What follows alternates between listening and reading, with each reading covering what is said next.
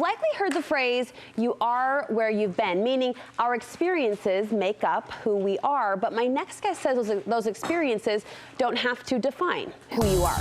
A failed relationship, a poor choice, a big mistake, it is possible to get past your past. Studio 5 contributor Dr. Liz Hale is joining me. It's great to see you. Nice seeing you. I have to imagine a lot of times people feel like it's other people who are labeling you or holding you to those past mistakes, but you're bringing to light the idea that it's oftentimes ourselves. We hold ourselves prisoner to those past mistakes. Oh yeah, we are the enemy.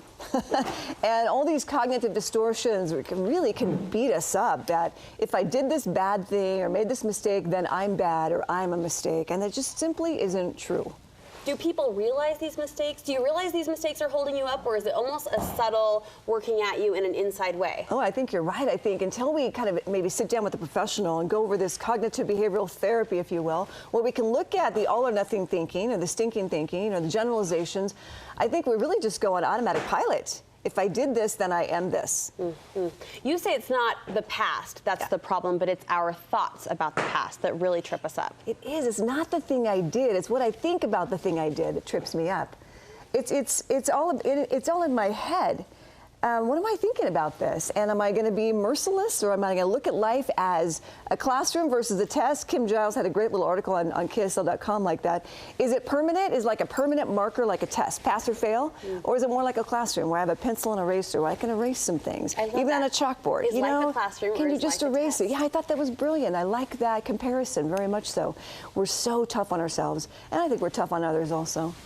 We've been friends for a long time. We've been working together for a long time. And if there is one phrase I think I've heard you say more than other in these clinical conversations we have on air, it's that no experience is ever wasted. Does that apply to this topic, do you think? It goes back to experience and knowledge, right? Being a classroom, if you will.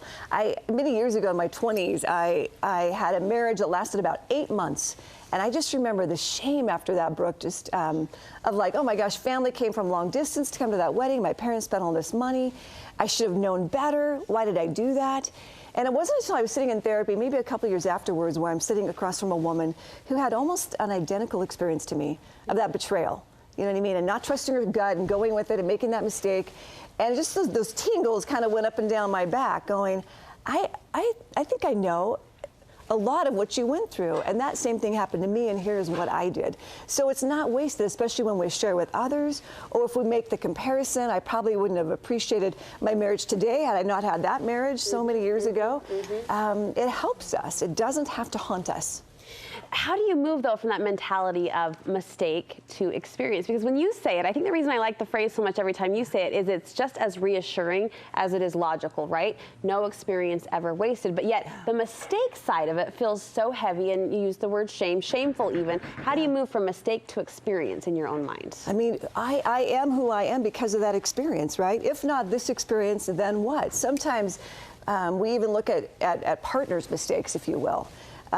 Sometimes we don't know about partners' mistakes until after marriage, for instance. And it's kind of like, oh my gosh, I didn't know this about you.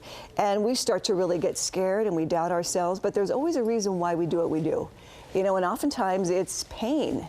It's pain that's been the decision maker. Do we need to understand that why in order to move past this? In other words, why did I trust that person, or why did I do that thing? I think there's a big difference between a person saying, I can't tell you versus I won't tell you.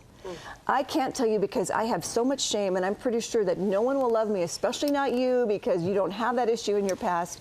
There's a big difference. And I think when we understand that this person did X, Y, Z because of their pain, it adds a new perspective. It's like, it's not that he just kept that from me. He couldn't possibly have told me that, or she couldn't have possibly told me that. So you work with a lot of couples then who are maybe well down the path of marriage or their relationship, and then a surprise, so to speak, from the past comes up. That's got to be challenging. It's not unusual. I think you do feel, it's very easy to feel duped.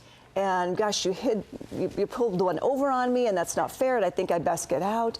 And yet, you know, there's a reason why we do what we do. And if we can understand the pain part of it, we can really help in that partner's healing. I think I'm such a fan of marriage.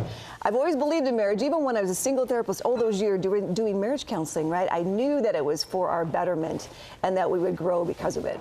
You're bringing our attention today to this phrase, if not blank, then blank. How does that apply to our own past, or in the reference, the example you're referencing, your partner's past? Well, I think that's a great match, actually. So if not Bob with these 6 issues that we have, then I would marry Jim with half dozen other issues that I have. Oh, you know what I mean? Okay. Sometimes we think I just need to change partners and it will all be better.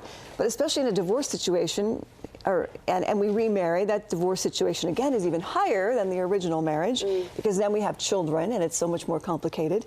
But also, if you think of, had I not gone through this, XYZ, I wouldn't be where I am today appreciating a healthy relationship or a healthy marriage or my own growth, or I wouldn't have appreciated that I could suffer some betrayal and it wouldn't crush me. I could survive it and I could be stronger because of it.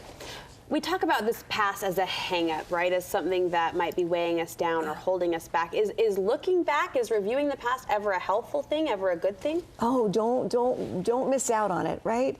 Enjoy the experience, maybe dump the baggage that comes along with it, but seize all of the experience that you had and the opportunity. We have regret. I have regrets. I have regrets with my parents who are both gone now. I have regrets about many things, I suppose, and yet they all are for the learning. I don't know how I would have learned the healthy without the other side. I don't know how you know sweet without the sour. I just don't think there's any other way we can do it. We're human and we're here for this wonderful human experience, and it's kind of like bring it on.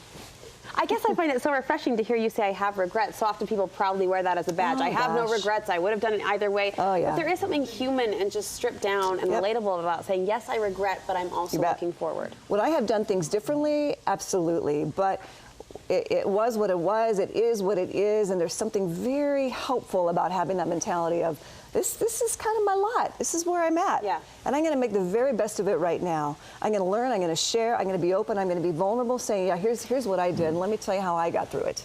Love it. Something very helpful about it. Liz, you know, love and it. we connect with each other. We need each other desperately. There's that humanity for sure, that connection. Thank you so much. What an My enlightening pleasure. My conversation. pleasure.